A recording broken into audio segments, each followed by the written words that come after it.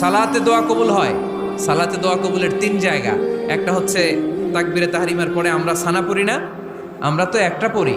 আল্লাহর হাবিব সুন্নাহ এবং নফল নামাজে আরো পড়তেন সানা, ওই দোয়া কবুল হয়। 2 নম্বর জায়গা সালাতে সেজদায় পড়ে দোয়া করলে কবুল হয়। আকরাবু মা ইয়াকুনুল আবদু মির রাব্বিহি ওয়া হুয়া সাজিদ ফাকসিরু ফীহি দুআ। বান্দা যখন সেজদায় লুটিয়ে পড়ে, বান্দা আল্লাহর সবচেয়ে কাছে চলে যায়।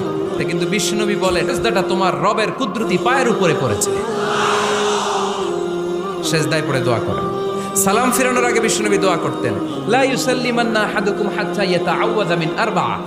আল্লাহর হাবিব বললেন, 4 জিনিস থেকে পানাহ না আছে আমার কোন উম্মত যেন সালাম না ফিরায়। তারা যেন পড়ে, আল্লাহুম্মা ইন্নী আউযু বিকা মিন আযাবিল কবর, আউযু বিকা মিন আযাবি জাহান্নাম, আউযু বিকা মিন ফিতনাতিল মাহইয়া ওয়াল মামাত, আউযু বিকা মিন ফিতনাতিল মাসিহিদ দাজ্জাল। আল্লাহ কবরের আযাব থেকে বাঁচাও, আল্লাহ জাহান্নামের আগুন থেকে বাঁচাও, আল্লাহ জীবন